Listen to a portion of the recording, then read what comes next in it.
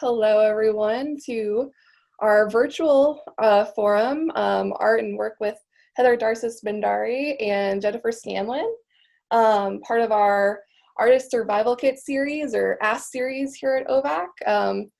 I'm sure many of you who are on have participated in one of them before, a workshop, our office hours, or another artist forum. So welcome back, and those who are new, welcome. You're going to learn a lot tonight, I'm sure, and we're going to have a great evening.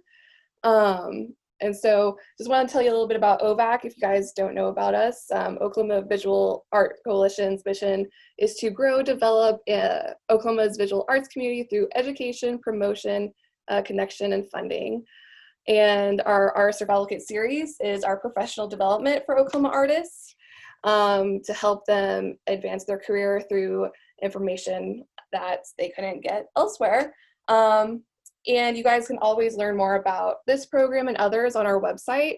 And I'll share it in the chat after this little housekeeping and intro. So, and before I go into more introductions, I just want to, myself, the OVAC staff, and our board, we like to recognize and thank the Oklahoma Arts Council, the National Endowment for the Arts, George Kaiser Family Foundation, Allied Arts, and the Kirkpatrick Family Foundation for providing grant funding to help make these online programming possible. We really couldn't do it without them, and we really appreciate all the support. So a little bit of housekeeping. Our conversation will begin shortly, and this conversation is being recorded, and it will be shared on our website to go back to later on. I'll also send it to you guys in a feedback survey after this, in an email to you guys after this. So during the panel, if everyone could keep their microphones muted, just so we can all hear Heather and Jennifer's conversation, and be sure to keep the recording on them. But at 7:05, we will break for our 20-minute Q&A. And this time we're going to let our audience ask their own question to our presenters, because we want to hear y'all's voices, you know. And so to do that, if you guys can just type your name in the chat, and I'll call on you first come, first serve, and we'll get you unmuted and ready for you to share your questions. So the only other things I have to share with you guys is just some important dates on our end. Our next artist grants deadline is July 15th. So if you have a program or an education or professional opportunity coming up, please be sure to check those out. You might get support. That is July 15th, and all the information is on our website. And then on July 25th is our annual OVAC members meeting. It is also virtual. It'll be very similar setup to this, but we have award presentations, OVAC trivia, and it's just kind of a fun way for all of our members to come together, especially at this strange time. So I hope you all will join us then. Also, if you're not a member, there's membership information on our website, or you can email me. We want to get you involved. So you can always follow us on Instagram, Facebook, Twitter for all of the up-to-date information about OVAC. And that's how we stay connected nowadays, right? Okay, so let's go ahead and get into our forum. I'm so excited to introduce Heather Bhandari. Heather is an independent curator, a co-founder of the project-based curatorial team and podcast, The Remix. She is an adjunct lecturer at Brown University, where she teaches professional practice to visual arts majors, and partner and program director of Art World Conference, or AWC, which is a business and financial literacy conference for visual artists which debuted in New York City in April of 2019. And Los Angeles in February of 2020. Their first online conference will be in October. Heather is also on the board of directors of visual arts at Art OMI, which is an artist residency in Ghent, New York, and the advisory board of Trestle Gallery. From 2000 to 2016, she was a director of Mixed Greens Gallery in Chelsea, and most recently, she was the director of exhibitions at Macmillan in Brooklyn. And her second edition, the second edition of her book, Art and Work, was published by Simon & Schuster in October of 2017, which we will talk about. And Jennifer is displaying, and it's this beautiful book right here, which OVAC loves because it's similar to our OVAC yellow. And they're definitely going to touch upon it tonight, I'm sure. And it's so rich with information. If you haven't picked your copy up, it's available everywhere. I'll be sharing an independent booksellers link with you all in my email tonight, so you can pick it up for yourselves and check it out. Then I know many of you already know Jennifer, but I do want to discuss her accomplishments. Jennifer is an independent curator focusing on contemporary art and design. She has worked in public art, exhibitions, and programming in government entities, organizations, and museums across the country. Most recently, the exhibitions and curatorial director at Oklahoma Contemporary here in Oklahoma City. From 2013 to 2015, she was a New York-based independent curator, working on exhibitions at the Museum of Arts and Design in New York City, the National Museum of Women in the Arts in Washington, D.C., the Brattleboro Museum of Art and Center in Vermont, the Samuel Dorsey Museum of Art in SNUY, New Paltz, and the Museum of Biblical Art in New York. And prior to working independently for 12 years, she was associate curator at the Museum of Arts and Design in New York City. She has taught at Courtauld, Jennifer, is it Courtauld Institute? It's Courtauld, yeah. Courtauld Institute of Summer School in London, England, and at Parsons, this new school of design in New York. And she has her bachelor's degree in art history from Italian from Vassar, and an MA in decorative arts, design, and culture from the Bard Graduate Center in New York. So you guys are amazing. I love reading your bios. And that's about all the time we have. So sorry. Sorry. I love reading your bios because there's just so many different experiences that you guys bring to the table and could share with us. So we're so grateful for you guys to be here today. And with that, I'll stop talking. And I'll let Jennifer and Heather get telling us about everything, you know? Awesome. Well, thank you. I'd like to thank everybody for tuning in today. I know Zoom is a big ask after a full day of work, and some of you have to Zoom for work too. So we really appreciate you. We really appreciate your participation. And as Haley said, you should put any questions or write your name in the chats if you'd like to contribute to the conversation. And it might be that we'll have some questions that we'll kind of crowdsource some great resources too, because I know Heather knows a lot, I know a lot, but I bet this group also can, some of the questions we have might have some different resources to add to the conversation. I wanted to also point out, I don't know if you caught it, we had originally scheduled this to be just an hour-long program, and we might even have promoted it initially for the first week or so as an hour-long program, but it soon became really clear that there was great enthusiasm on the part of the artists, and we had a lot to talk about, so we did extend it to an hour and a half. So for those of you who are only planning on an hour, you can either dig in because it's going to be fascinating and we'll definitely carry you through the end, or you can watch it on that. You can watch the last half of the video recording. So thank you so much, Heather, for being here. I've known Heather for a really long time. We can't figure out how long. It goes back into the depths of history, but always great. Always great to have the opportunity to work with you. I think when I was listening to my resume, I seem to remember you also like helped me out with lots of suggestions for the Bible show that I did.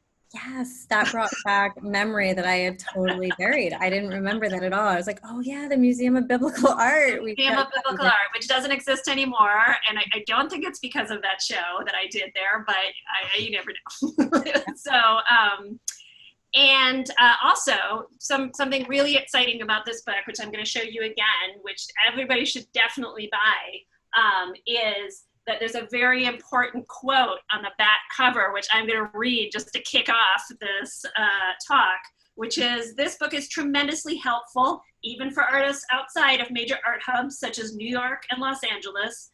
This book considers not only the gallery system, but also alternative ways to make a living, including grants, artist cooperatives, and selling your work yourself. I wish I could require every artist to read it before they contacted me about their work, applied for a residency, or submitted to a juried art exhibition." Quote by Jennifer Scanlan, curatorial, at the time, curatorial and exhibitions director at Oklahoma Contemporary. And I still absolutely stand by these words. This is a great book, Heather, and it has so much really practical information in it. So my first question to you is, how did you get interested in writing this book? Okay, first, thank you so much, Jennifer, for inviting me, and Haley and Crystal. I'm really excited to be with all of you tonight. And this is exciting. I think Zoom is exciting because I got to come to Oklahoma without actually going to Oklahoma. It's like fun, and I get to see all of you. So that's great. So how did I write that book? So to take you back a moment, I got an MFA in painting, and expected to go out in the world and take it by storm and be an artist. And I got a studio in Brooklyn and did all of that. And just to let you know, the reason that I went to New York was because I had a very, very small worldview. Like, I grew up on the East Coast and I did not know any place except for I had heard about New York a lot. So that's why I ended up in New York. There wasn't a huge thought process that went behind that. Got there and figured out that it was really hard to be an artist, and it was really, really hard to be an artist in New York, and had to get a day job, got a day job in galleries. And I figured out that I really liked curating. I didn't know what a curator was when I went to college, and even in grad school, I barely knew what a curator was. So that was really exciting to figure out there was this other profession that was really creative and got to work with artists all the time. And that's really where I fit. But through that process, I still had a studio and I was figuring that out. And I was very, very frustrated, like maybe some of you are right now, about the walls that were set up in the art world and how elite some of the institutions were, and how there were certain galleries that when I walked into them, I wasn't able to comfortably ask a question. And I just thought a lot of that was wrong. And as I was working in galleries, I was learning a lot, and I was learning things that I wouldn't have been able to learn unless I was working behind the other side of that wall. And I wanted to share them. So I teamed up with a college friend of mine, Jonathan Melber, who was working for Volunteer Lawyers for the Arts at the time, and I'm doing pro bono work for them. And we decided to put this together. That was way back in 2007, 2008, we wrote it. A lot changed then. And during those years, really a lot from the time we started until the time we finished that book. It came out in 2009. And then we redid a bunch of it in 2017. Now, not a lot of things stayed the same. A bunch of things changed. Social media, things like that became really different by the time we wrote it in 2017. Or revised it in 2017. But I was just talking to Jennifer yesterday, and Haley and Crystal, that a lot more has changed in the last 4 months than that changed in those 9 years. So it's an interesting time to be talking about professional practice. And so let's talk about some of the ways. Well, we'll get into it as we go through the questions, but please do point out ways in which in which it's significantly different, or the advice in the book may be different from what advice you're giving now. You do start off the book with a really interesting exercise, which I loved, which is setting your goals as an artist. And so I was really curious about that, about how as an artist you would go about setting goals. And especially for those artists who are kind of like, I don't know what my options are. I've just graduated, or I'm finally able to work because, the kids are out of the house, or, I'm retired, whatever it is. Mm-hmm. Yeah. So there are lots of basics like that. So one thing is, a lot has changed in the last 4 months, but the bones of what the sort of rules of engagement in the art world are very, very slow to change. very annoyingly slow to change. And there are some things that are sort of outside those bounds, like goal setting, that are really, really, really important to be able to navigate the art world and the rules of engagement. I mean, goal setting is everyone should be doing. It doesn't matter if you're an artist or not an artist. And right now, I feel like is an amazing time to do it, because it's a moment for a lot of us, whether this is good or bad. And for a lot of us, it's bad, economically speaking, and for a lot of reasons. But we have a time to reflect and a time to sort of slow down, because we're not leaving our houses as much as we want to. We're not able to sort of keep up with that pace. We don't have to keep up with that pace that we were doing before. So a time to reflect and a time to figure out where you want to be. In the book, in the new edition, there are lots of different steps you can take, questions to ask yourself, brainstorms to have. I really highly recommend taking time, and I know it's hard because I have to do it myself too. Like we should all do it. You're taking some time to really reflect on why you do what you do. It's an exercise that people do when they're writing an artist statement as well. Like, why do I do this? What makes me different? What makes this important? What makes me keep going even when times are really hard? And like thinking about that and thinking about what you want to achieve. And I think that I can tell a lot of times when someone asks me a question, whether they've done goal setting, because sometimes there's a disconnect between the question they're asking and the work that they make. So for instance, I've met artists who make very specific work, and maybe work that's social practice related, or work that has a really specific environmental focus or a material focus. And they just come to me and they ask a question like, where should I show my work? And that's not a specific enough question. So if you've done some goal setting, you might ask a question differently that would actually be more fruitful. The answer will be more fruitful because you're going to be specific. So if you've done some goal setting and you know where you want to go in the future, you might ask a question that's more like, I would like to show my work to people outside of my close circle. My work is about X, Y, and Z. I am looking for a venue that engages people who like X, Y, and Z. Or I am looking for a venue that has people that have never been exposed to X, Y, and Z, and I would like to expose them to that. Or I would like a venue where I can interact with the public in a certain way. Or there are just so many different questions you can ask that are honing in on exactly what you need and want. And then the person you're asking that question to can respond much more specifically and help in a much more helpful way. So I think it's really important foundationally to figure out why you do what you do and what you want in the future, both short-term and long-term, so that you are more efficient, honestly, because there are a lot of conversations you can have that aren't really going to be helpful for you, and they could have been if you asked the right question. Does that help, Jennifer? Yeah. Okay. I especially love that you broke it down into what I want to do in 5 years, and then you pulled it right back up to the present. Now we all know, and we especially know now, that crazy things can happen that kind of throw those plans out the window. But it's a really good way of saying, well, what do I need to be? How do I prioritize what I'm doing for the next year? How do I prioritize what I'm doing for the next 3 months so I can get eventually to, my goal, which is a solo show in the Whitney, if that happens to be your goal. Right.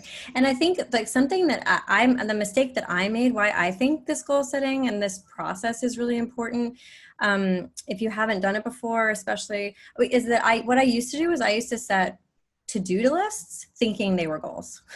So like, these are the things I need to get accomplished. And they were always short term. And I was working from like this week, like forward for a few months, maybe to the end of the year kind of a thing. And when I really started getting interested in goal setting and how to make my life more efficient and how to actually get what I wanted and feel fulfilled, I realized by doing a lot of work, which some of you might have already done, is that what you have to do is set really long-term goals and work your way back.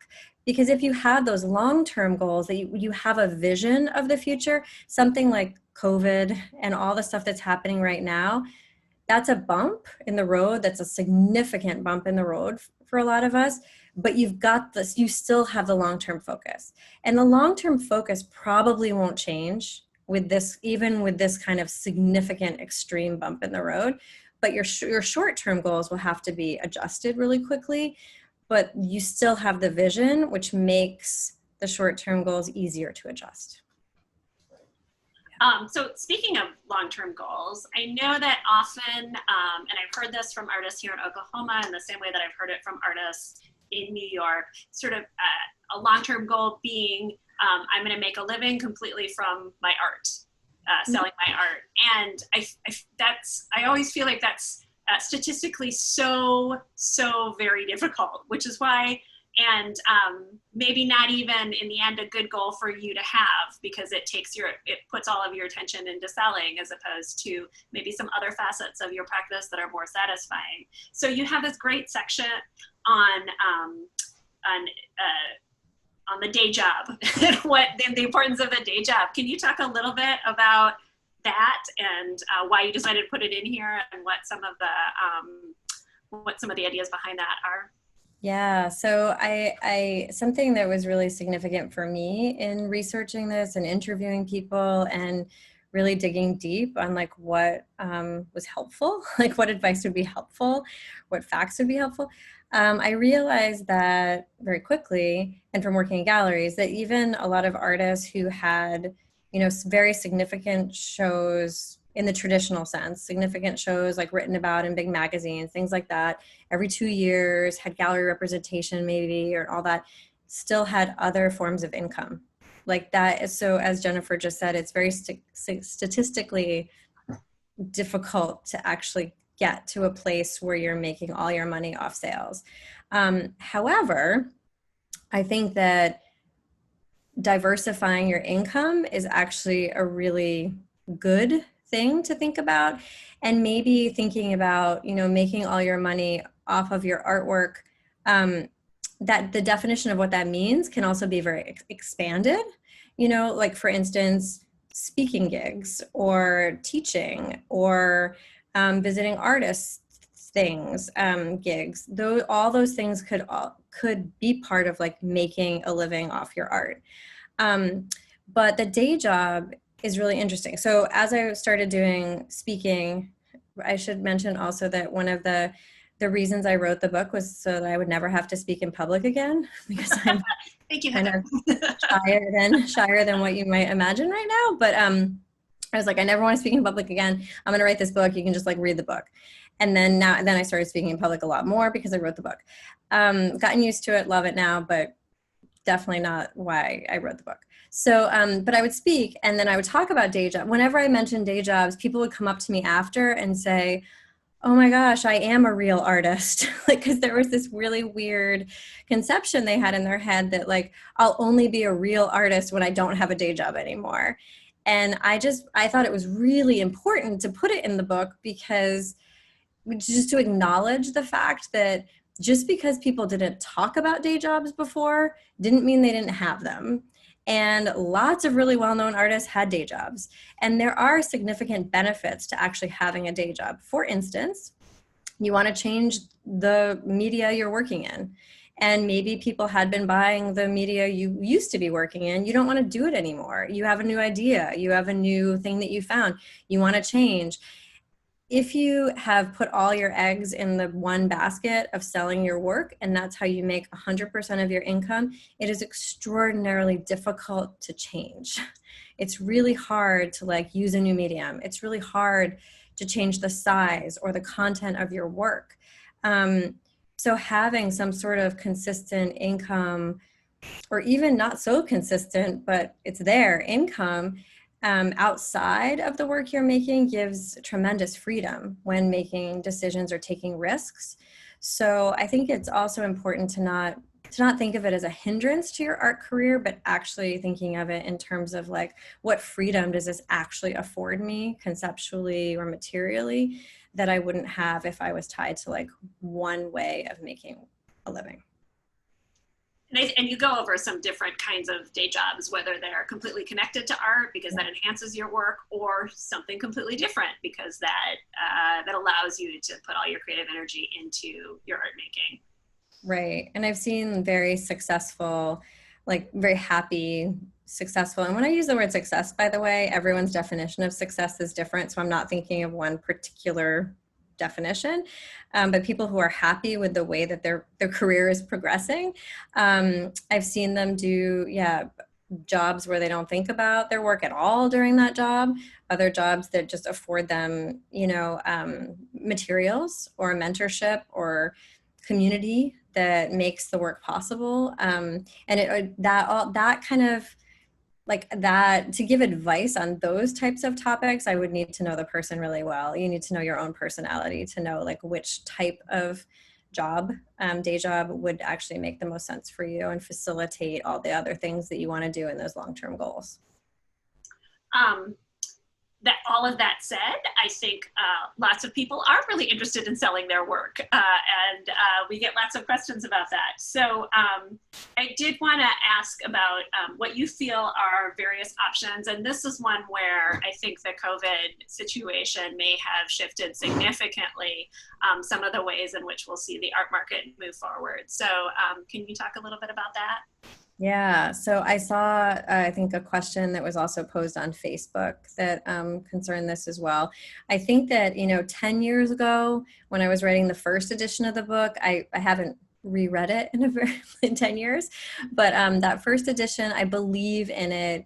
It was very much, it was guarded against like selling work yourself on your website, because the sort of the art world that I was working in was very against artists selling work themselves. And I'll be honest, I was kind of buying into that a little bit, but realized fairly quickly that depending on your definition of success, like what those big galleries, those much more elitist galleries care about, it might not matter to you at all. Like, who cares if they don't want you to sell work on your website? Like, actually, who cares?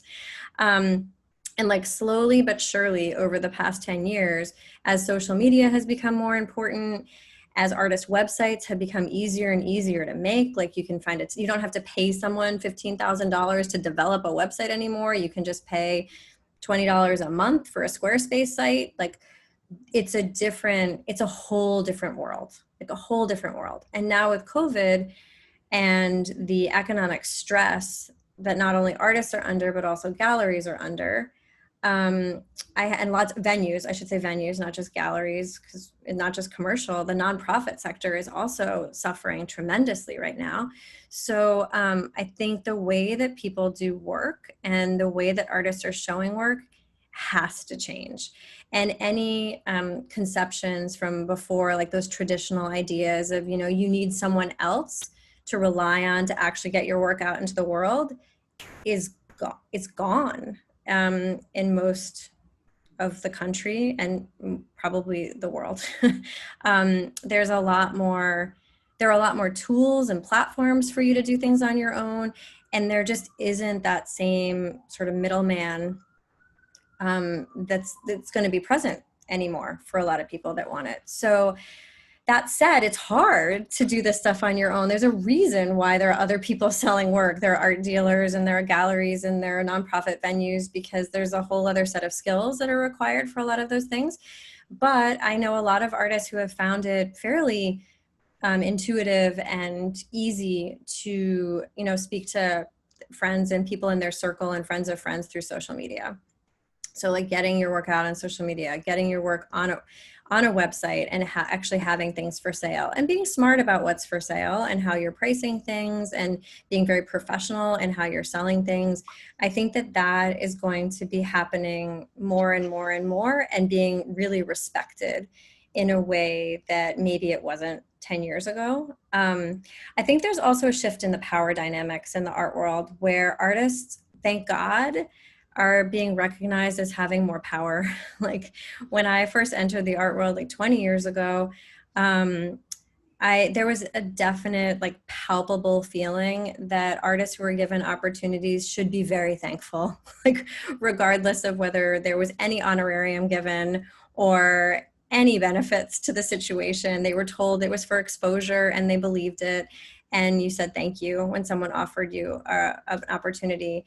And I feel like now, because everyone is under so much economic stress, these, like, galleries, dealers, curators, everyone realizing that we're all in this together. And of course, there were people that believed this all along, but I'm talking in generalities, that the community aspect and the cooperative aspects of selling work is, I think that's the future. I feel like the power dynamic is finally getting to be a little bit more even, which is really exciting. And I think it's only going in that direction from my perspective.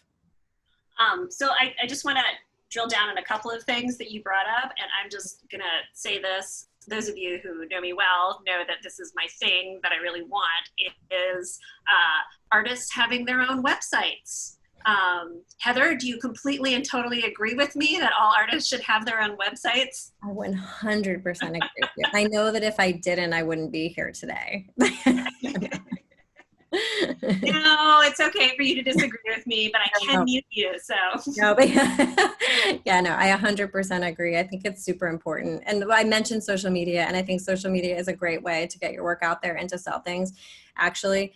But for most people, I mean, social media fulfills a need. It fills a need to, like, see things visual really fast, to respond to things really quickly. But if I, as a curator, see something on social media that I like, the first thing I do is try to find where their website is. Like, that's because I want to know more. And yes, and those of you who don't know me, I will tell you some of the other reasons. If I see your work on View, I Google you and try to find you, and that is my one way of contacting you. If I am really interested in proposing your work, I get, because I'm out in Oklahoma, nationwide searches for grant opportunities and things like that. I get contacted a lot. I probably, the people in OVEC do as well. And if you don't have a website, I cannot recommend you for that opportunity. So you are missing out on these opportunities. Even if I love your work to death, if you don't have a website, I can't share your work with people that ask me. People that are doing regional exhibitions also reach out to me, and that's another way in which a website is really helpful for me. And Instagram is not going to do it, and Facebook is definitely not going to do it. I think one thing is, for me, that it says that a website says you're professional, that you've put the work into it, and that you will behave in a professional manner in all of the other things that that curator or that granting jury will want you to behave.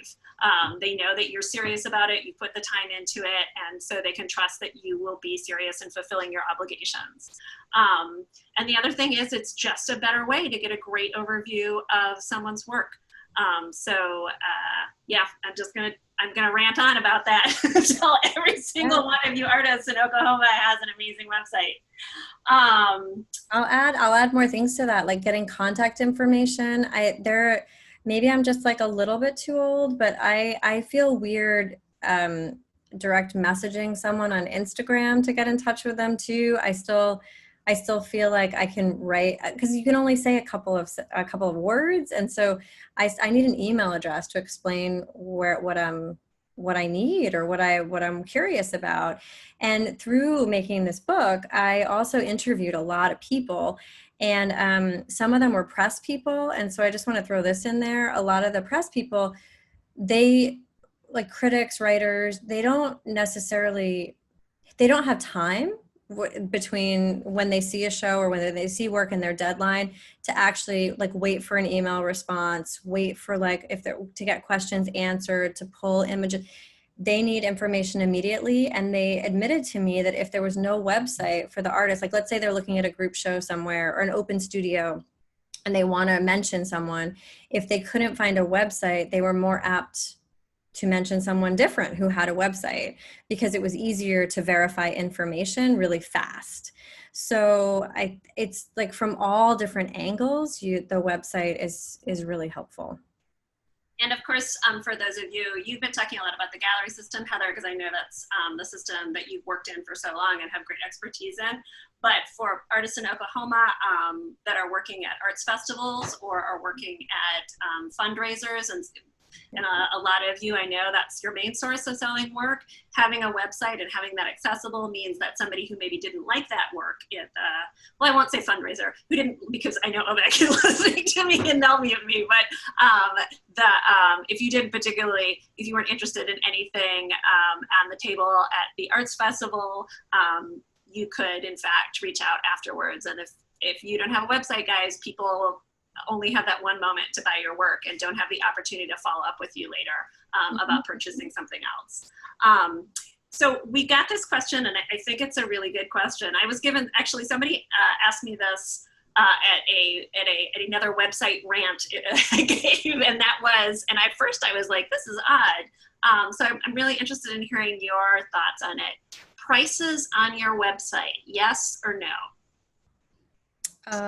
Yes. I say fine. I wouldn't have said that in the past, but now I'm completely fine with that. I think that, again, so something I look for on websites, and this will relate to also putting prices, is someone who's a very good editor.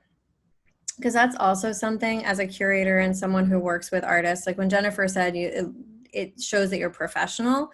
When you're on a website, there are like layers of professional. And one of the things I'm looking for is that the person was able to edit their work really smartly, because one of the issues that you run into when putting together an exhibition or whatever the opportunity is, it doesn't even have to be an exhibition, is maybe, you have to, like as a curator, you have to choose work. And if the person's like, really, that, like, how about this too? And how about this too? And how about this too? And you're like, well, I only have space for one or two. And so we're going to do this. And they're like, but how about, but those can't go without this, this, this, and this, and this. And, that's just like a really hard conversation that takes a really, really long time. And if I see on someone's website that they've edited their work really nicely and cleanly, and it's not just scrolling for like 150 works for each body of work, like I know, we all know, it's hard to make the best work all the time, every day. Like there's going to be better work than others, right? So like being able to figure it out. And if you're putting prices on your website, I feel the same way. Like maybe having a section on your website where like, this is for sale, and there are examples of different things, and you're not just putting hundreds and hundreds of pieces for sale.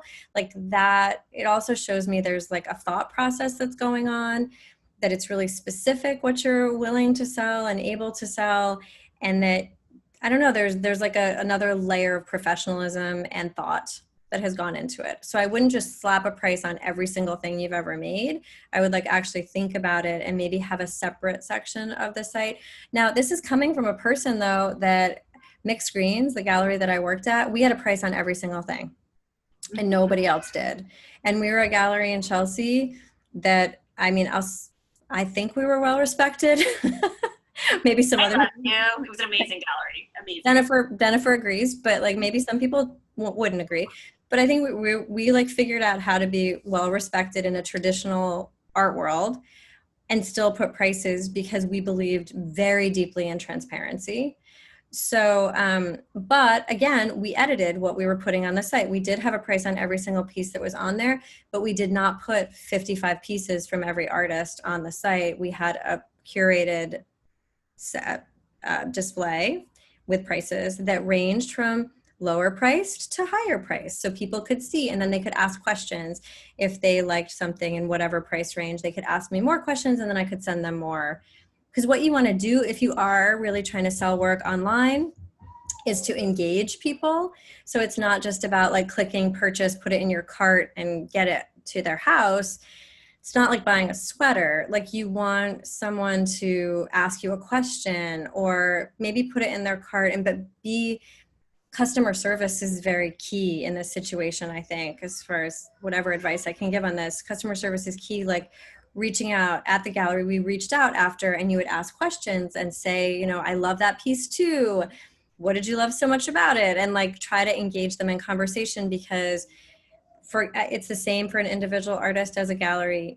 Having repeat purchases and people who care about your work and collect deeply in your work, like maybe collect out of every series you do, like that's the goal, right? At least in my mind, it would be the goal to like have someone care enough to not just buy one piece for over the couch, although that's fine, wouldn't say no to that, but like to actually collect deeply and care about your career, because a lot of times people are buying for a specific wall, but in other times they're buying because they care about you as an artist and your craft and your ideas, and so you want to appeal to them as well. Since we're talking about prices, do you have any tips for pricing work? I know I get that question a lot. Yeah, that's a very hard question. The only thing I can say on that one is that unfortunately, for most artists, you're never going to be able to price your time. You know, it's not like other freelance jobs or where you're like, it's $20 an hour, $50 an hour, $100 an hour, and so this took me 8 hours. So it's going to be X. It's never going to be like that. So it's more of this sort of messy formula where it's how much did you actually spend to make the work. So that needs to be reimbursed. So as far as materials and things go. And then outside of that, I think it's super important as an artist to pay attention to how long you spend on a piece, and ideally what you would want to make an hour, and sort of have that in your head, but then you have to do research, looking out into the world and finding other artists' websites where they are pricing their work, going to these art festivals and figuring out what other people are charging, because you have to figure out what the market is for your work in the place that you are and where your audience is. And the market is clearly going to be different in New York as it's going to be in Tulsa, as it's going to be in Chicago, so you have to kind of figure out like what you can, where the audience is, where you are. And so if you find that whatever price you need to charge to make this worthwhile for you to sell it is not supported by your local community, then I feel like then you might want to look outside and try to figure out like which market would support it. But that's very difficult. I would always start with your local community first and price in accordance with that. The biggest mistake that I see people do is just think up a price that's pretty high without ever starting low. So I'm hoping everyone on this call that wants to sell work has sold something in the past, and then working with that number to move forward. And if there's anyone else in your life that works at an arts institution of whatever type that you can bounce it off of and talk to about it, and I think that's super helpful. And then incrementally, once you actually prove a market, like I've sold however many, like 5 of something at this price, then I'm able to actually increase it a bit. Now that I've sold 10 at this price, now I know I have a market at that. Now let's see if I can increase it a little bit. I've seen too many artists sell a couple of things, get super excited with the interest, and then raise it really high. And most industries, it's not just the art industry, is not very kind to, as a consumer or as a collector, is paying something and then looking, and 5 days later, have you ever bought something and then you look and 5 days later it's like 50% off sale? And you're like, wait, what? Like, why did I pay that 5 days ago? And I've been the person who's like written to the store and been like, hey, I just bought that and now it's on sale. Can you do something with the price? So in the art world is very unforgiving with the going backwards. So you have to be really careful, like moving up slowly. And I would say also, having been a part of this conversation, if you are offering it at something at a fundraiser where you're only getting half of that, you have to be really careful about not pricing significantly differently on your own website. If, for example, thinking about Art Now, where Oklahoma Contemporary basically doubles the price, Oklahoma Contemporary gets 50% and the artist gets 50%, which you can't say, well, I want $200 for that. And so Oklahoma Contemporary sells it for $400 and then sell it for $200 on your website, because you do get that frustration from people who purchased it for $400 and then see that they could have gotten it for $200. So it's good to remain consistent throughout your pricing, especially if you're putting those prices on your website, so that people can check back and see what it costs there. Right. I feel like if you're giving work to to something like Oklahoma Contemporary, you have to think of that as also philanthropy, like that you're donating the other half to them. And if you don't want to donate the other half to them, then maybe you shouldn't give the work. But I feel like that's got to be thought of as philanthropy. Unfortunately, our tax code does not allow you to actually recoup that in your taxes as a donation, but it should. And there are a lot of organizations that have been working for changing that in the tax code for a really long time. And I'll just keep the faith that someday it's going to happen and that artists are actually going to get the refund for their donations like collectors do. Because if a collector donates something, they get the full refund of what they've donated. Unfortunately, artists do not. We are we've only got 10 minutes before we'll start, or 15 minutes before we'll start with questions. So I'm just going to throw that out to people who've been thinking of questions as we've been going through this. Maybe now is the time to start either writing those questions or just writing your name in the chat box. And I also am interested in you writing in the chat box. And Heather, if you've got answers for this, I'd love to hear it. We know that a lot of brick and mortar spaces are not going to be places to sell your work. So your website's one, but I know there's also other websites that allow you to sell your work as an individual artist. I think of Etsy, for example, and I know there's other ones out there. So if we have artists in the audience tonight that have had a successful experience with an online sort of aggregator of sales, please do share that information with us so that we can share that with everybody. And Heather, do you know of any other online sites that allow artists individually to sell their work? There are the usual suspects like the Saatchi Online kinds of websites that you can put your work up on. There are very curated ones like Uprise Art and ones like that you could also like approach and show them your work. But I think, so something interesting that I was just thinking about today, Jennifer, is that in the past, online registries were a thing, like people putting, and I don't know if does Oklahoma have one? Like an online registry for Oklahoma artists? Well, OVAC has one. OVAC has, right. So like that, oh yeah, right. So like that kind of thing, like making sure your work is on places like that, not that there be a sales price and a cart associated with it, but doing things like that to kind of push your work out to more people. The city of Newark. So I thought that was a thing that was sort of a thing of the past that was kind of dying out. But I've noticed just over the past couple of weeks with COVID, like the city of Newark just launched today an online registry for people to sell and show their work and for opportunities for Newark artists. And I think sort of reinvigorating those types of sites is super important. It doesn't have to be like a sales site. I do think that Etsy is a really good option for some people, that depending on what you have, like I said before, like having that goal of the future of like making money from your art, it doesn't necessarily have to involve only like selling a painting or selling a bowl or selling a whatever you make as your art.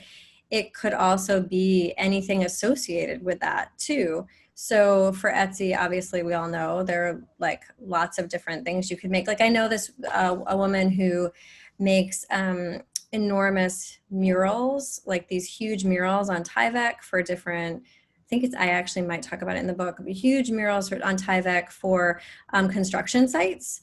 And when the show is over, she gets back this enormous mural on Tyvek. Like there's nowhere that thing is going to go. So she makes bags out of it and she sells, and they're really beautiful, and she sells them on Etsy.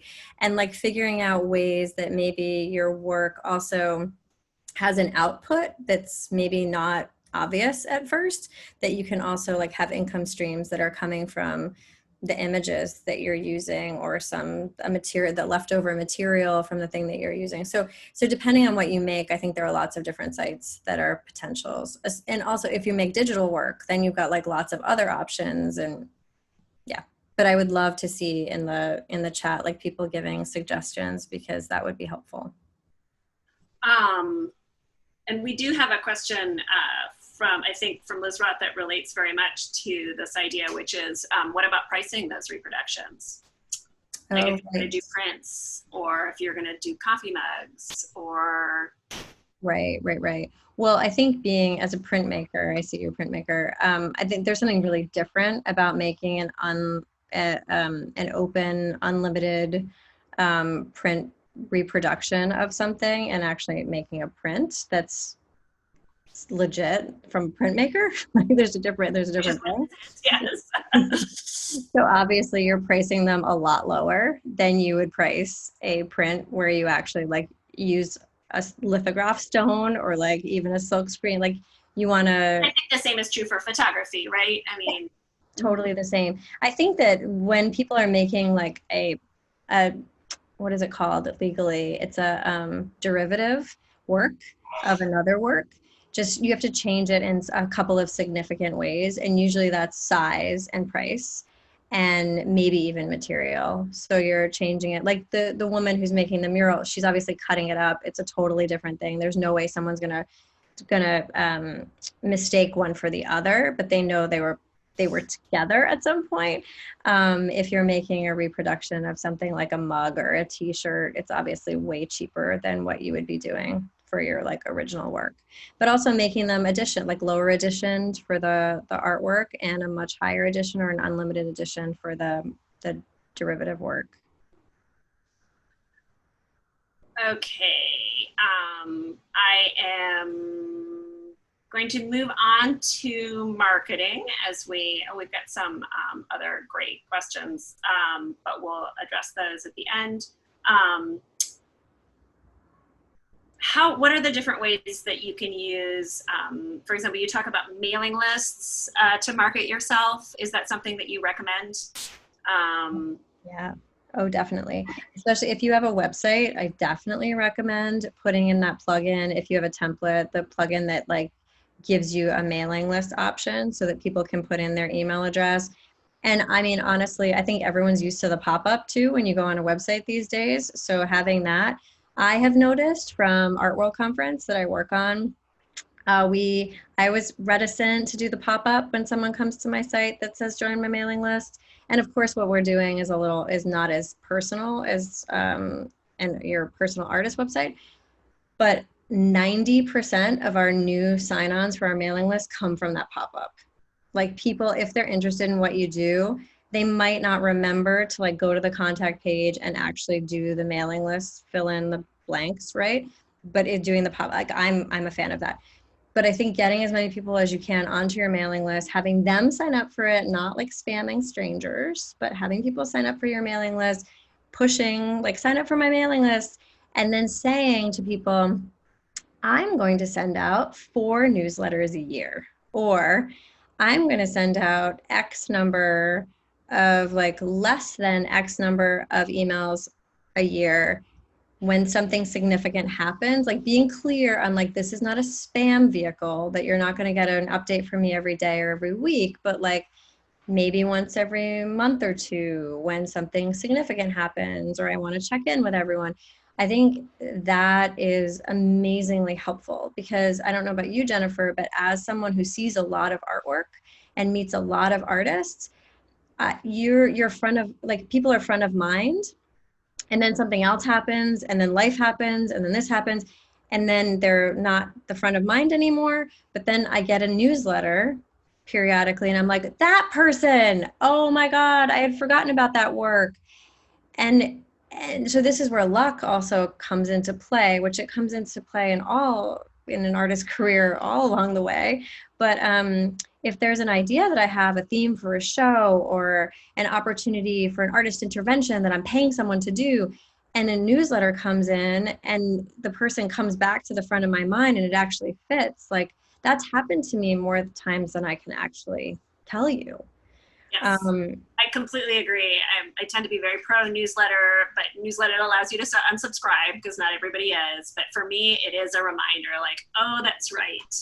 Oh, right, there's this person, they're doing this great thing. And sometimes it's great for me. And sometimes I send it on to other people who I just remember were doing a show that would work for or something like that. So yeah, I think a newsletter is a nice idea, just to keep your, and also I have received, and I've received from some of you, like a lovely postcard. Sometimes a postcard does the same thing, right? If you want to send a New Year's postcard with your artwork on it to your mailing list and actually do snail mail, I think we get a lot of email these days.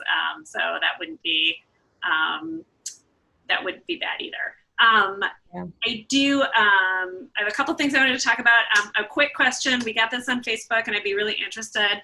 How about other ways to support your art that don't involve selling? Whether to supplement it or because you have a practice that does not go on walls and get sold. Mm-hmm. So the day job, obviously, we were talking about before, that's like a main income stream for a lot of people. Then there's then obviously potentially selling your work or selling tickets or selling experiences. Like these are all things that artists are doing more and more these days, like some sort of ticketed event to be able to get an experience. Even on Zoom, I've seen this. A lot of them are open and free, but I've also seen, you know, like a suggested donation to be able to see a performance or see something that's happening online. That's a really easy, accessible way of doing it.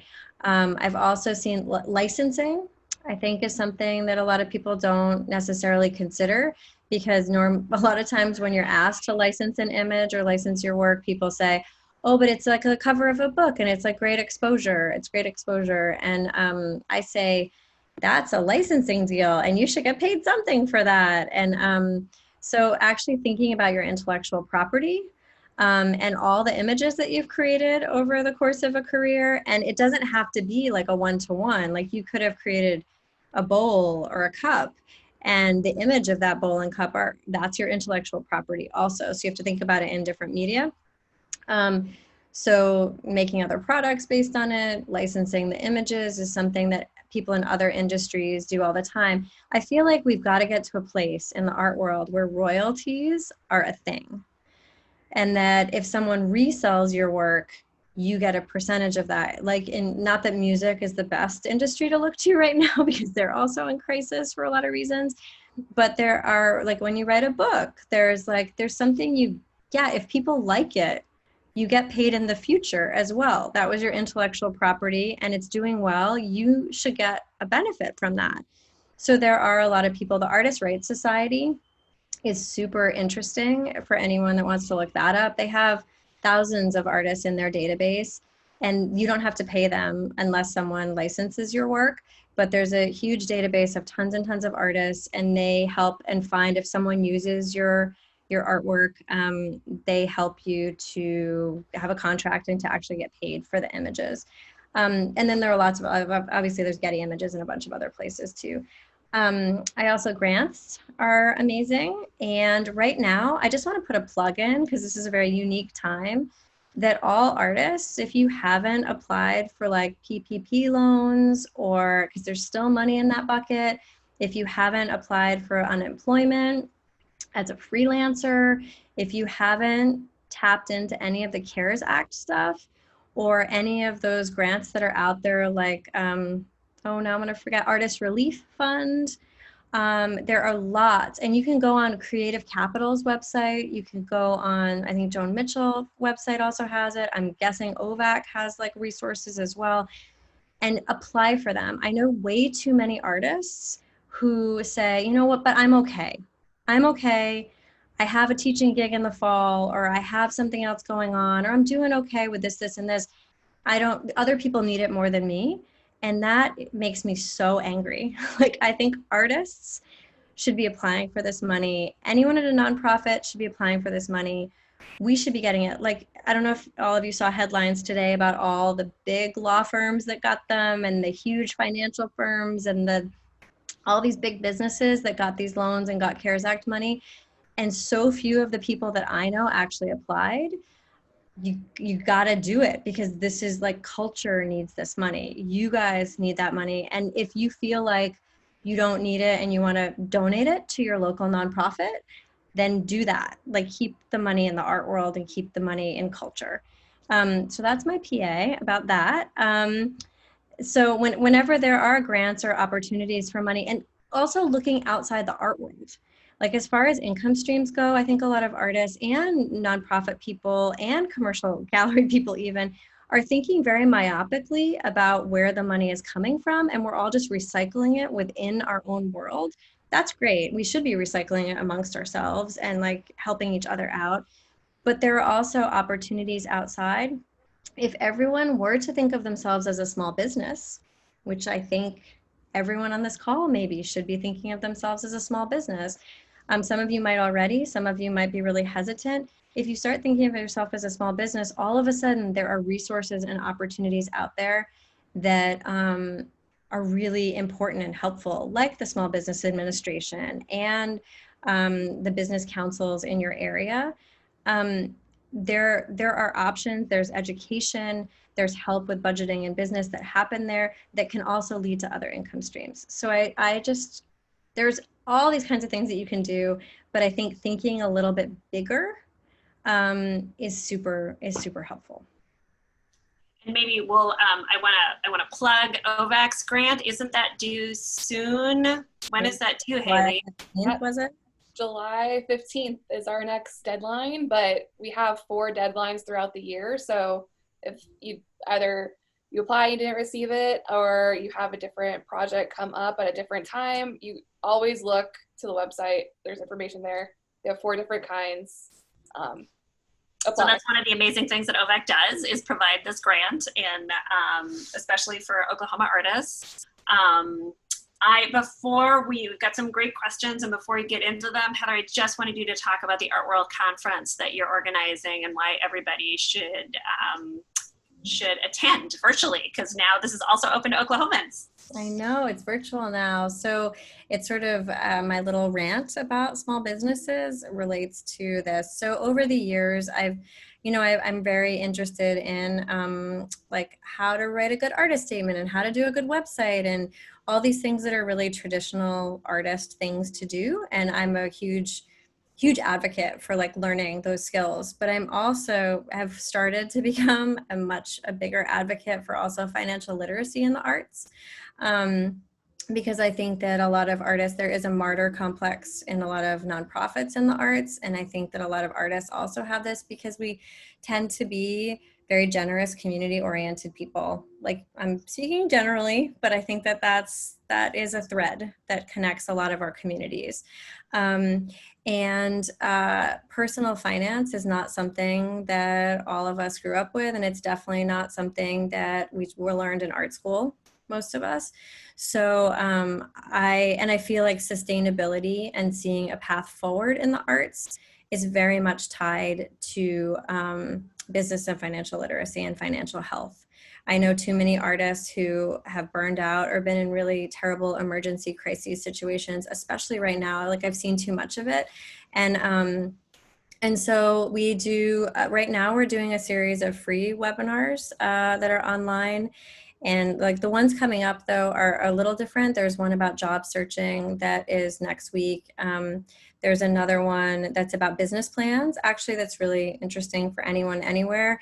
That's going to be on July 21st. And then in the fall, we have this conference it's ticketed because we pay all our speakers. We're like living our values. Like, we all have to value each other's time, right? So that's going to be in the fall. And the theme is value and values. So it's like value with a parentheses S, which now that I'm doing it out loud like that, the fact that I have to motion it maybe means it's not a good title. But great, we're all going to see it online. It's going to be perfect. Value. So there'll be a few panel discussions, a few keynotes, but there are going to be 14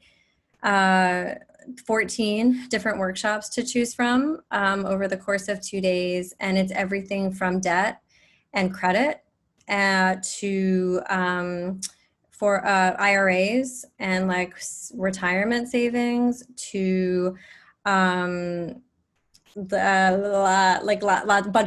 and things like that, and rebudgeting. I think, not to get political right now, but seeing all the signs everywhere, like defund the police, like what does that actually mean? What does it mean to reallocate a budget? What does it mean to look at budgets differently? And I feel like we have to do that in the art world too. Like where, and look globally to like how can we move money around to make it a more equitable world? If we just keep going with all the budgets we've always had, this group here, sitting here, we're always gonna get paid less.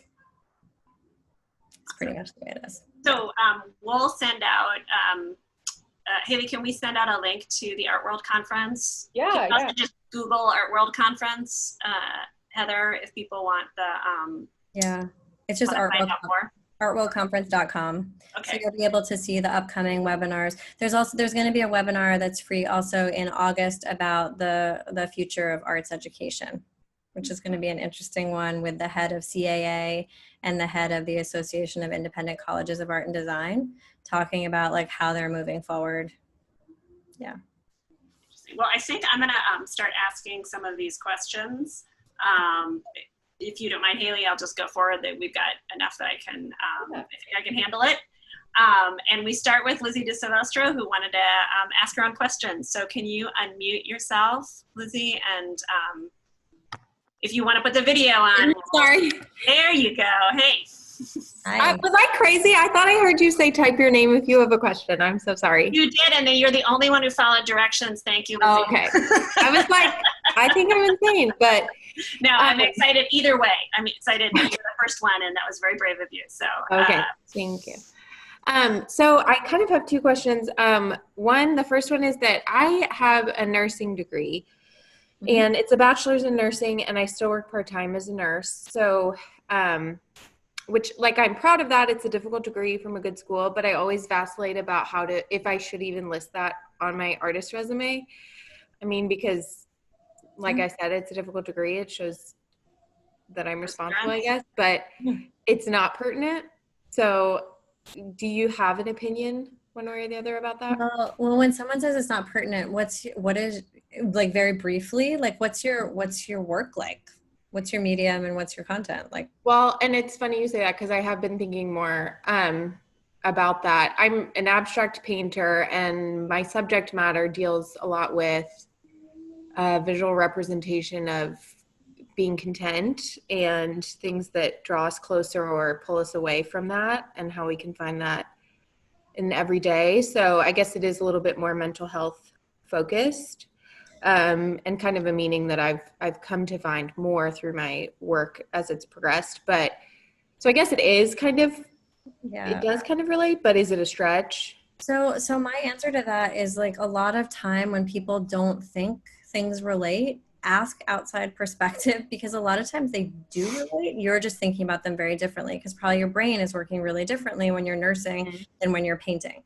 And but I think that depending on, and this is where artist statements also come in, they're really important, and the way that you're framing your work is so important, because that nursing degree could actually be extraordinarily interesting for someone to see on your resume, especially if you're tying it to the work in some way. And if you feel, this is for everyone, if you feel like you're writing an artist statement where you are trying to write an artist statement that you think someone else wants to read, it's not going to be a good artist statement. But if you write an artist statement that's actually, like, you've done that soul searching, you've done the goal setting, you've like really thought about why you do what you do, I am guessing that there is a connection between your nursing and your painting, and like what you're thinking about when you're painting. And so for me as an outsider, that doesn't seem like a stretch. Okay. And I'm always, and Jennifer could weigh in on this too, but I'm always super interested in, like, what are the extracurriculars of this artist? Like, and how, like, whether it's activism or whether it's a day job or whether it's like, they're teaching actually, like, and how it all comes together, because that is really interesting to me. A lot of people always ask about social media, like, should I show my life on social media or just my work? And I think the majority should be your work, and that's what you're like pushing out to the world. But if I see a picture of someone's dog or them like on vacation or their kid, I know that they're a human. So like, that doesn't surprise me that they might have a life outside of their studio. And sometimes those images and that life really inform the work. And I think that's really interesting. So I'm someone who's much more interested in the artist as a whole human. So that relates to a resume and social media and a bunch of other things. You're going to run into people in the art world who want it to be super clean and really traditional. But if those people don't fit into your like goals forward and your definition of success, then I would not worry about them. Okay. And I have one question. I'm going to just add on to that, Lizzie, and then you can move forward. I would say not listing all of the positions that you've held as a nurse, maybe if you're talking about that kind of resume, like you don't need to say, oh, I worked at St. Anthony's Hospital from here to here. I put it under education. And then I would, as Heather said, put it in your artist statement if you feel it connects to your work, which just, having just heard that 30-second pitch, I think it definitely could.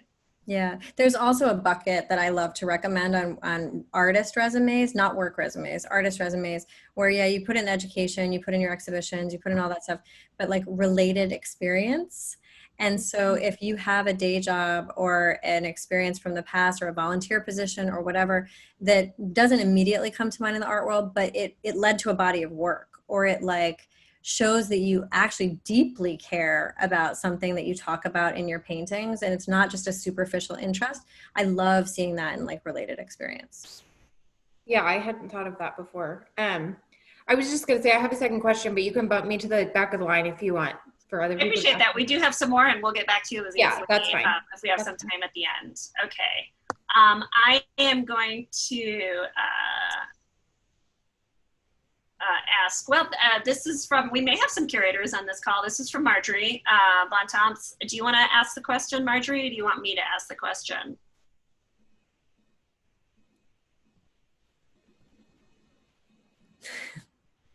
Not seeing her, so there you are, Marjorie. I see you. Or is that you, or it's very murky? I'm going to ask the question, and it's related to curating.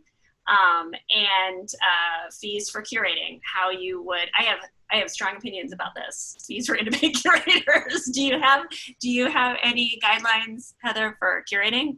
And if you're artists, I know a lot of the artists there, you guys also curate shows, and often you're the best person to curate shows because you're so heavily involved in your community. So I think this is useful for everyone. Yeah.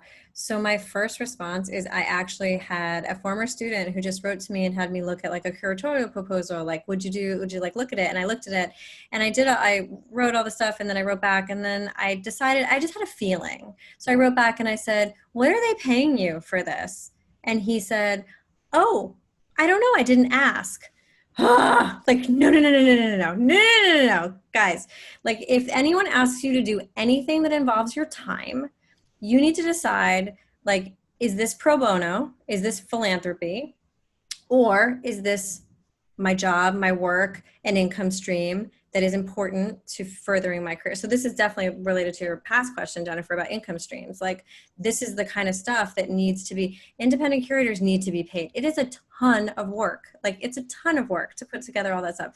So, but as far as like payment structure, I would love to hear what you say, Jennifer. There is a website called Wage that is we'll send this out to everybody because I think this would be interesting for everybody, and this is especially directed at artists, for everybody to take a look at. I frequently cite it. Me too. So it's a website where they're trying to do collective bargaining, like trying to get artists to sort of be on the same page with getting paid and making sure they're paid and not just given exposure.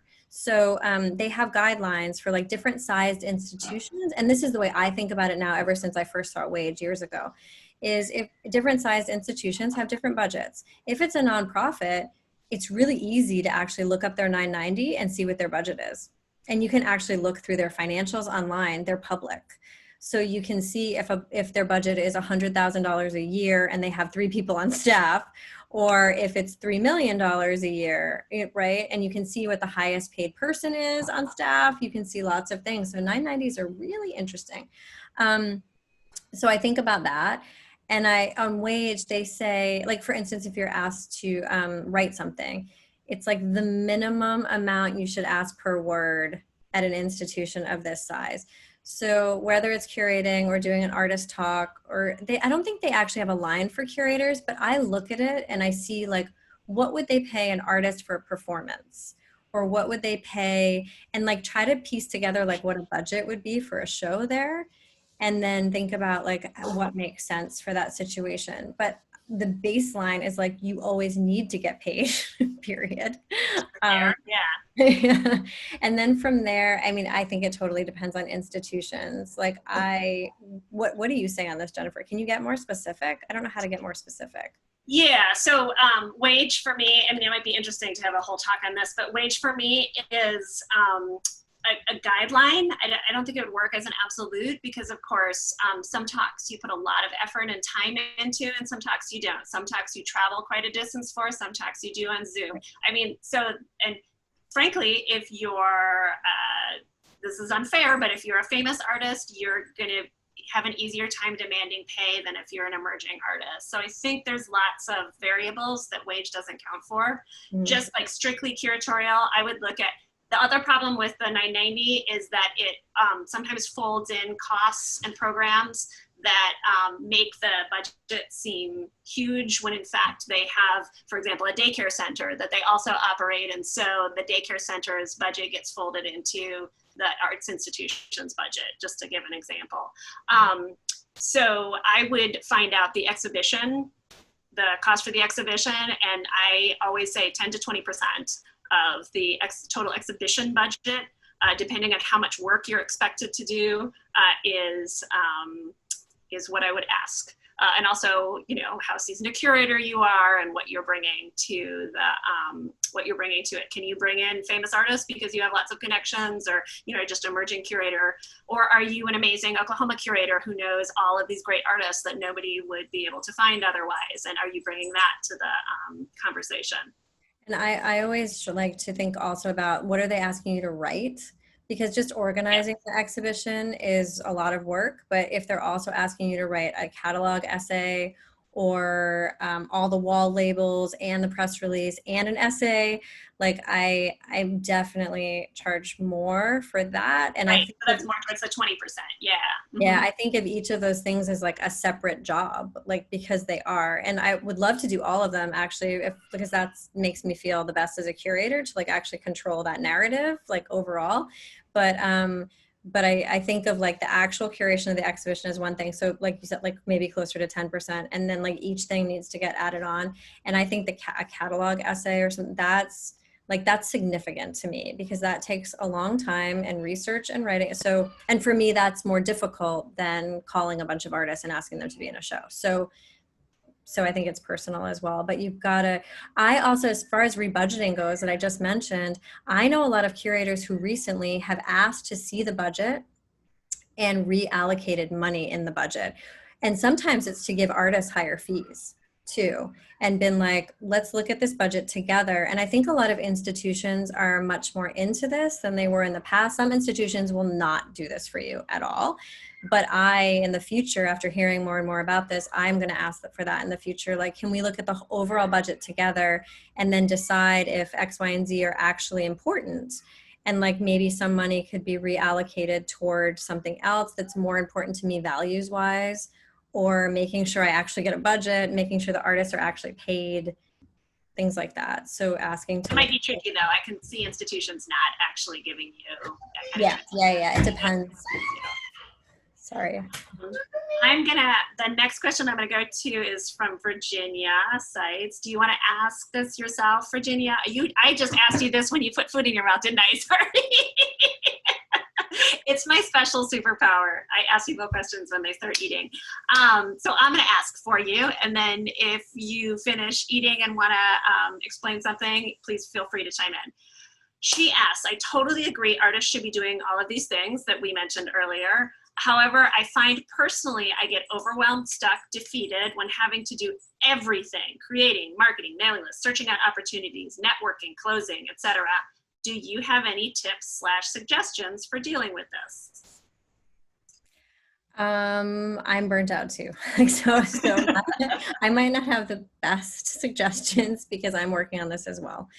The things that I'm thinking about recently are simplifying like all of this and trying to figure out, like on a very basic level, like for social media, figuring out like how you only post one place and it like posts to other things in your calendar. Like everyone I know now who seems to be efficient and doing well uses like Calendly or like one of those programs where when you're trying to, like I spend a significant amount of time scheduling stuff. And I wish I had an assistant to do that. And so there are like free programs that you can use, that you can send your schedule and people just choose a time and it goes straight into your calendar. Like I'm trying to figure out ways to like simplify my life so I don't have to do the things that I don't like doing.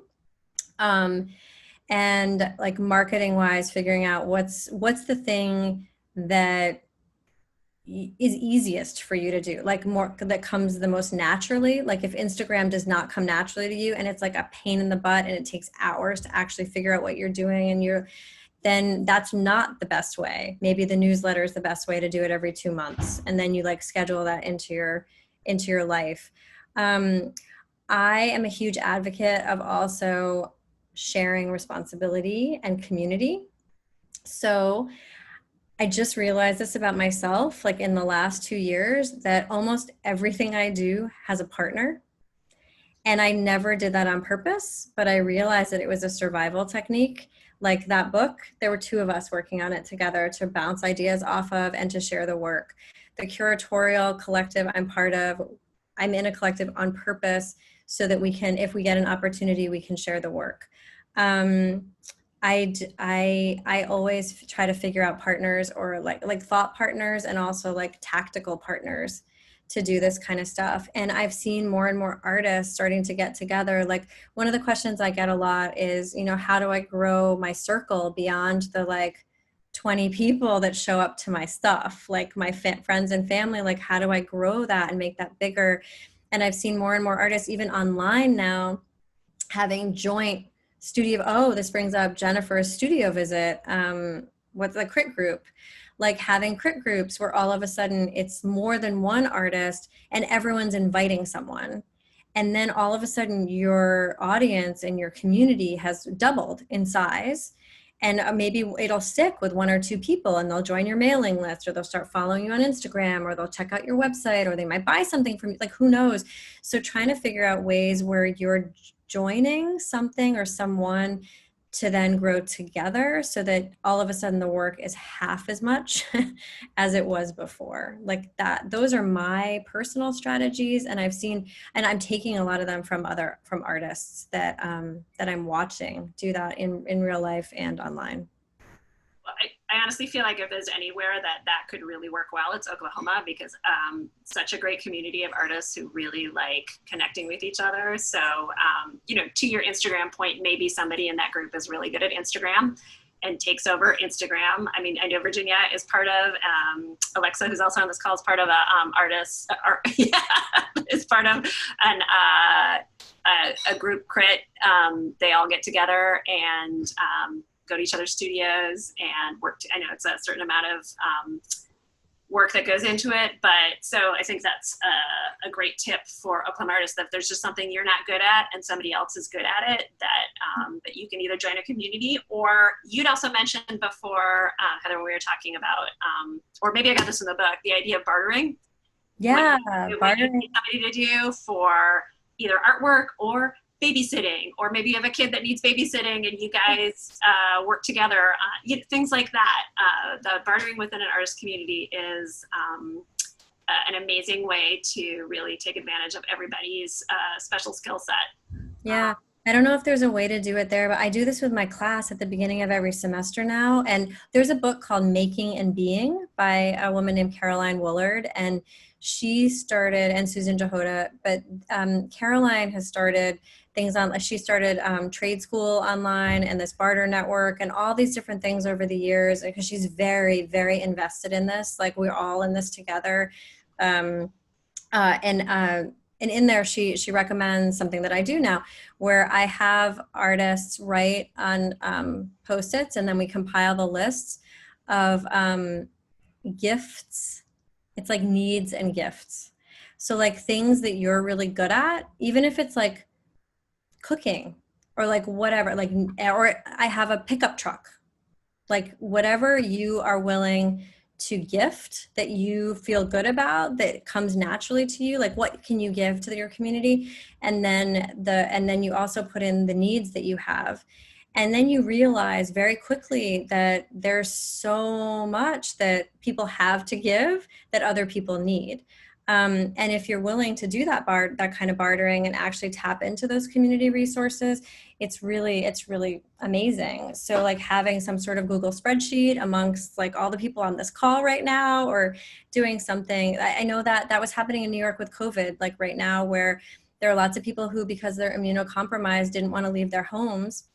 And there were people in the community that were healthy and trying to be safe, and they would go grocery shopping for them. And like, there were online message boards where you could figure out like who needs what and how they would reciprocate. I feel like that's a major coping strategy that's actually really fulfilling too.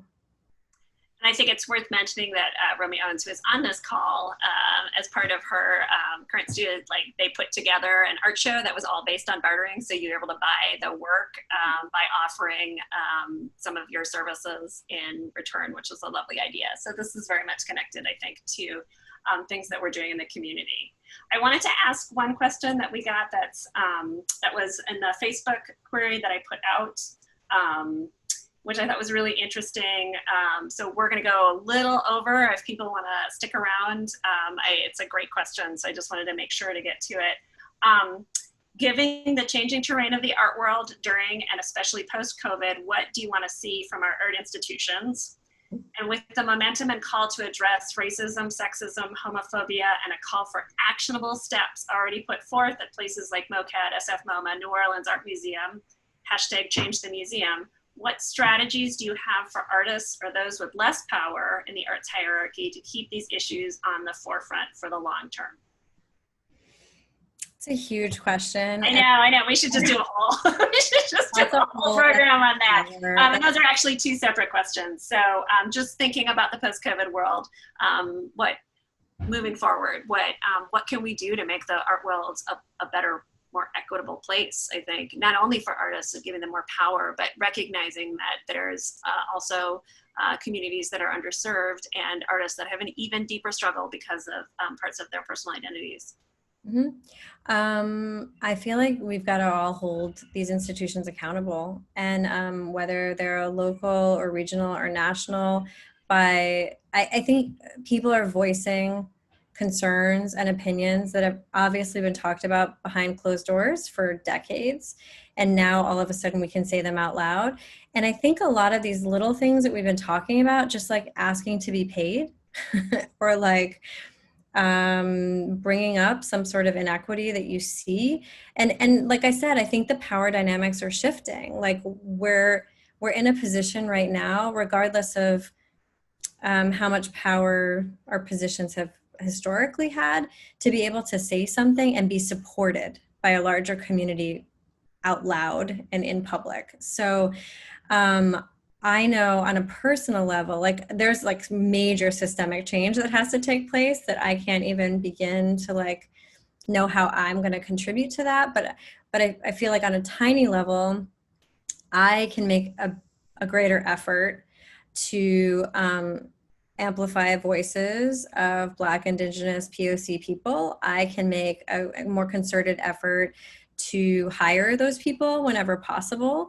I can make a more concerted effort to like, and we can all make a more concerted effort to not go to the traditional go-tos. Like even when we're looking for artist influences, like there are the obvious people that we're all going to hear speak. We're all going to like put together an exhibition.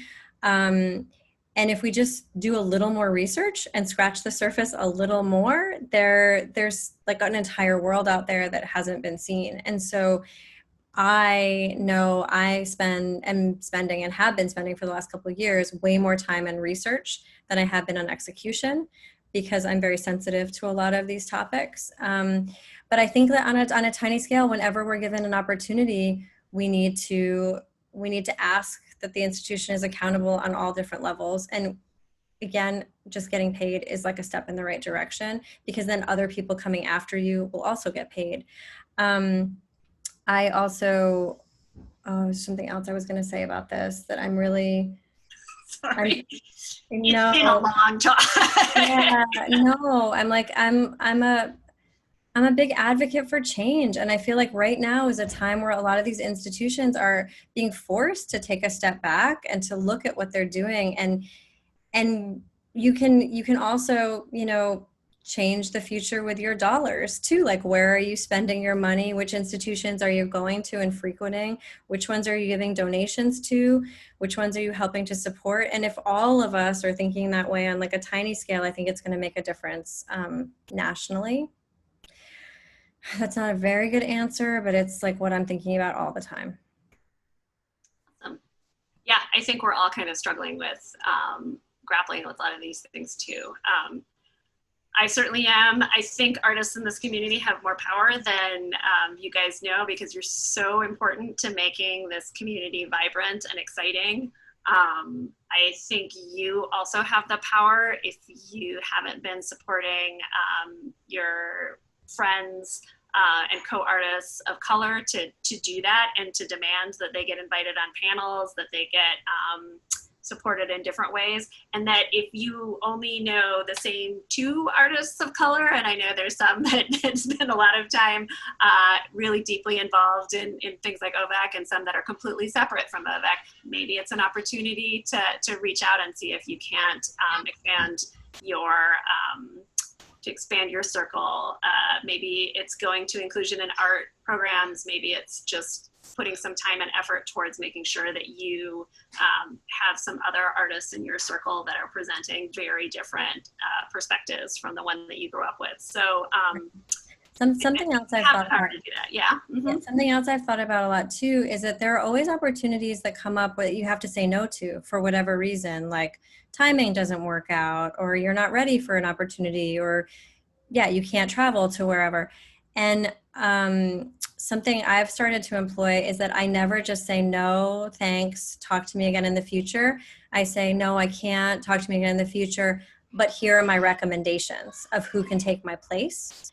And that's a lot of power that you have to recommend people who you think should be seen and heard in your place when you can't do something.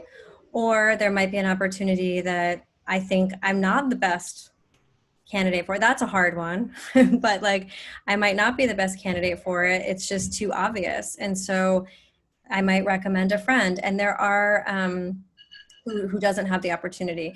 And there are a bunch of, there is an organization that has just formed sort of behind closed doors called the Black Artists Coalition. And I know they're putting together spreadsheets of different artists from all over the country that to pull on when they're given opportunities, to like make sure if an artist of color is given an opportunity, to make sure another artist of color takes that place, to never just say no. So yeah, that's another thing. Okay. Well, we could talk for hours, but I'm sure everybody has places to get to, or maybe just wants to relax after a long, very hot day in Oklahoma. Thank you so much, Heather, for coming out and doing this. Heather did do this pro bono for us, and I really appreciate it.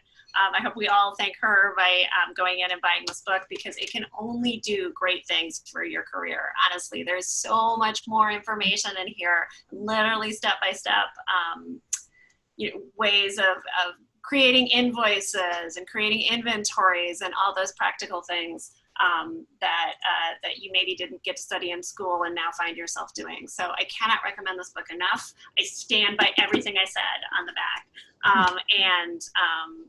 Thank you so much, OVAC, for giving us this platform as well, so that we could reach out to all of these artists and see if we could help you guys be the amazing force that we know you are. Yeah, thank you everyone. Thanks for having me. It was great to see some of your faces, or at least see your names. That was fun. Sorry we didn't get to your question, Lizzie, but we'll reach out. I know there's a couple questions out here we didn't get to, and I will offer up the opportunity. I'll just reach out personally and see if we can get your questions answered post this event. Yeah, thank you both, Heather and Jennifer, so much for your time and your commitment to our artists. it was an amazing talk, and it's something that I think a lot of us are going to go back and reference to after it. And I just want to thank everyone who did join us live today. And just a reminder, we did record it, and it's going to be shared probably Friday on our website.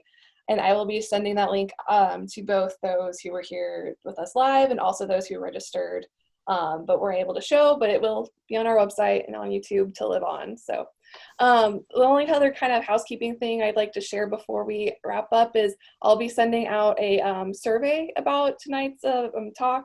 If you guys would please complete the survey. I know everyone's probably surveyed out by what's been going on lately, but that feedback is so helpful for us to hear what you guys are thinking, how you enjoyed it, or suggestions on what we should do next. We love to hear that feedback and help us improve on what we're providing in our programming as well. So with that, I just want to say again, a big thanks to Heather and Jennifer.